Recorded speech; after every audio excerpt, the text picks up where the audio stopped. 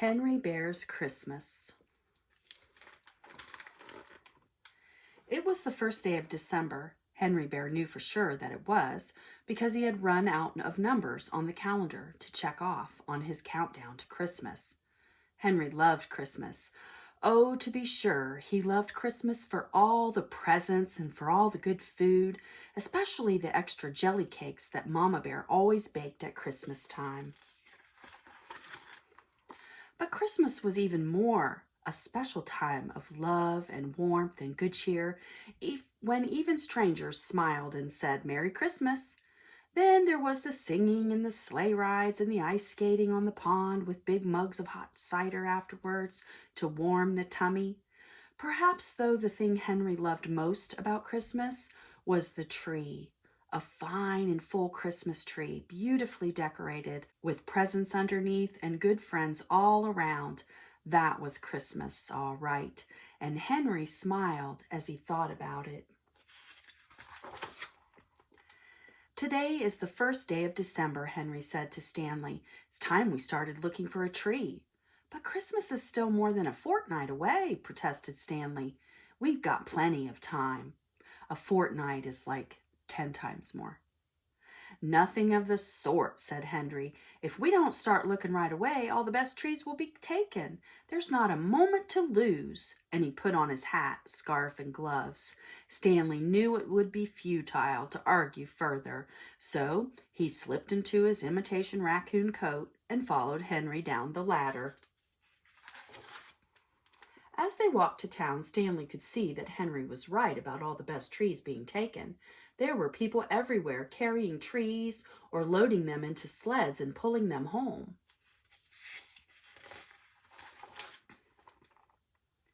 The first place they came to where trees were being sold was the farm stand. Fresh cut on the premises, read a large, roughly lettered sign. There were a great many trees here, all sizes and shapes, but not one with the size and shape to suit Henry.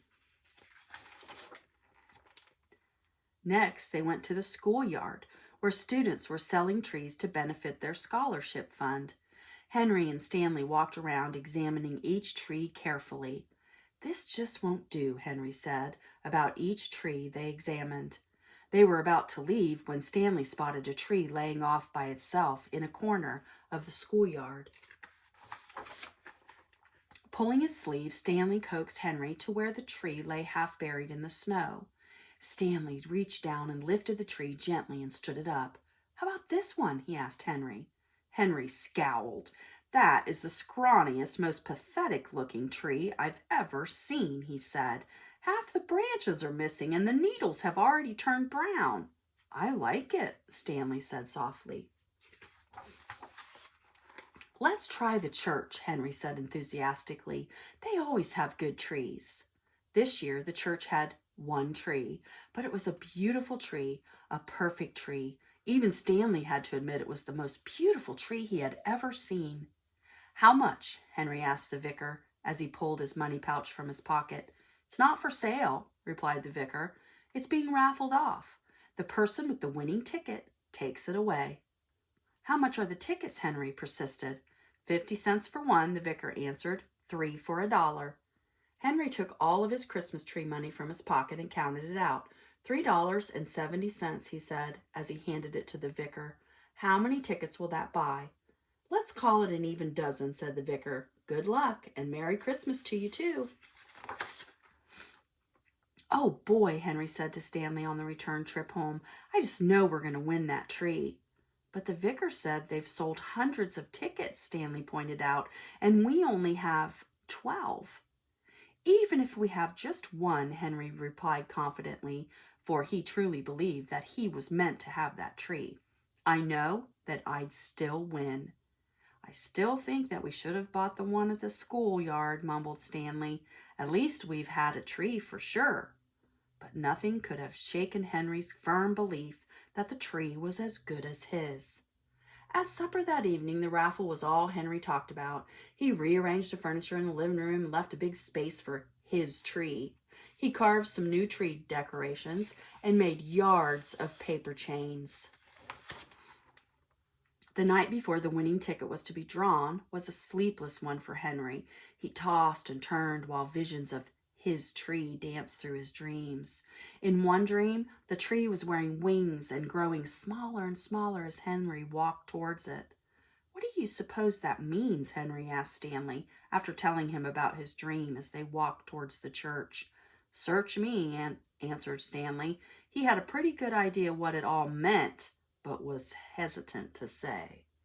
As they passed the schoolyard, Stanley noticed that the tree he liked was still there, off by itself. "There's my tree," he said to Henry. "I still think we should have bought that one."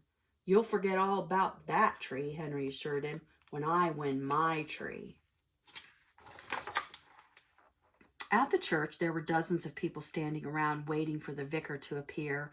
All of them were hopeful of winning the tree, but none as hopeful as Henry, who was hopping from one foot to the other, as much in excitement and anticipation as in effort to keep warm in the chilly winter air. "I'm freezing," Henry said to Stanley. "I'm going across the street to the donut shop for a mug of cocoa." "But what if the vicar comes while you're gone?" Stanley asked nervously. "He won't," said Henry. "Besides, I'll be right back." And he pushed through the crowd and walked over to the donut shop. Henry had no sooner stepped inside the donut shop when the vicar appeared carrying a large basket filled with the stubs of raffle tickets. The vicar stepped into the crowd and asked an old man to reach into the basket and draw one out. The old man removed a mitten and shoved his hand deep into the basket. He pulled out a stub and handed it to the vicar. "The winning number is 89, the vicar called out. "Is the lucky owner of number 89 here?" There was no reply.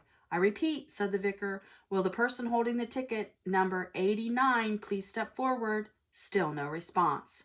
"If the possessor of the raffle ticket, number 89, does not step forward within the next 2 minutes," the vicar persisted, "we shall have to draw another number." "I wonder if Henry had number 89, Stanley said to himself. "Where is he, anyway?" Stanley looked around, trying to see if Henry was on his way back from the donut shop.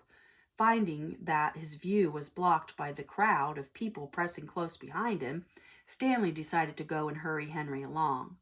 When Stanley finally got to the donut shop, sure enough, there was Henry sitting at the counter, a steaming mug of cocoa in front of him, and his mouth stuffed with donuts.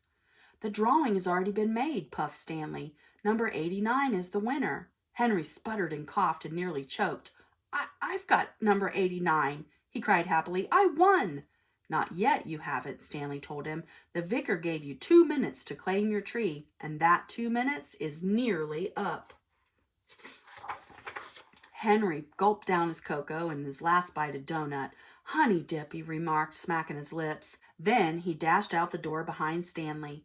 Henry and Stanley got across the street just in time to hear the vicar announce, "The new winning ticket number is 105. Henry charged through the crowd, waving his ticket. "Number 89, he shouted. "I've got number 89. Henry reached the vicar a second or two after the holder of ticket number 105 had laid claim on the tree and was already dragging it off. "My tree," Henry squealed. "I'm number 89. "Too late," the vicar told Henry. "You had 2 minutes to claim your tree, and the 2 minutes were up long ago." Henry was crushed. He had known from the start that he would win that tree, and he had in a way, well, sort of. All of a sudden, Henry began to feel a little foolish. He had spent all the Christmas tree money on those raffle tickets, and now they had no money left to buy a tree. But then he thought some more. "We can still buy a tree," said Henry. "We can use the grocery money." "No, we can't," Stanley said meekly. "It's all gone." "All gone?" Henry said, puzzled. "Yes," explained Stanley. "I spent it on raffle tickets for your tree. I knew how much that tree meant to you, so I took the grocery money and bought some more tickets." Henry just groaned. Then he began to chuckle. Pretty soon he was laughing so hard that he fell right over into the snow. Stanley couldn't help smiling. "What's so funny?" he asked.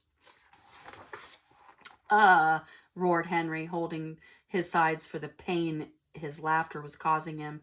"First we have no tree, now we have no Christmas dinner either." Stanley still didn't see the humor in it, but Henry's laughter was so infectious that before long he was laughing and stumbling around too.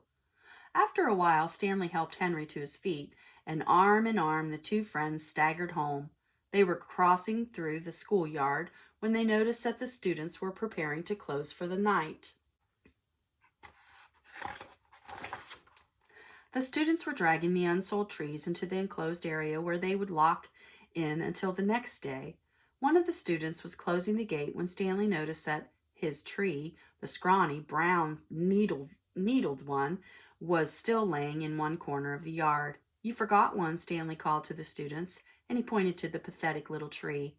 "We don't want that one," the student replied. "Can we have it then?" Stanley asked excitedly. "Help yourself," they said. So Stanley ran to the tree and stood it up in the snow. Henry walked around the tree 3 times before he spoke. "Now that I look at it a little more closely," he observed, "I see that it's not such a bad little tree after all."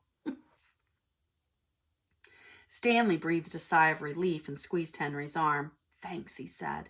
"At least now we have a Christmas tree." Henry chuckled. "And who knows," he said, "maybe Mama Bear will bring us some Christmas dinner, too." And she did. With red and green jelly cakes for dessert. Henry Bear's Christmas.